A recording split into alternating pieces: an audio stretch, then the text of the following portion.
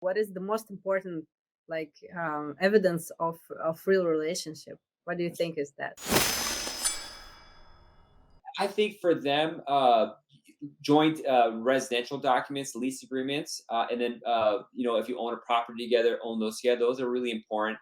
That's primary, and then secondarily, and really just one. If that's 1.0, that's 1.1. Let's say is joint financial documents, bank accounts, credit cards, things you're showing you have money, savings accounts, investment accounts, retirement accounts that are together.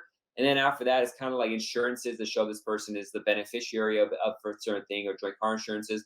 But when it comes to finances and where you live, that's part of finances too, I guess. That's primarily. And then secondarily is actual accounts and stuff. Those are really important. Not everyone has those for various reasons. And that's why the idea that before we started the show, we were talking about a colleague who went to court, who had their case denied by USCIS at first, went to court, and the judge approved the case. And they said this is so unfair because these bona fides primarily go for people who are, American and Caucasian, and who have good finances, who could afford to have these kind of joint documents. Because I've had clients who can't afford health insurance or even car insurance and can't afford to add their spouse to the lease. They don't own property. They don't own investment accounts.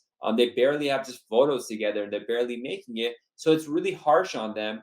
But at the same time, I do appreciate the government side as well. They need something to go by. And so it creates a push and pull that's really difficult. And that's why with clients that even if they don't have good finances, there's other ways. They definitely have something they could get joint together. They could get utility bills in both each other's names. Have statements, personal statements, declarations. And if they're in the United States, at the end of the day, they're going to do an in-person interview, and they have to knock it out of the park and be very prepared for that because they could get denied at that point.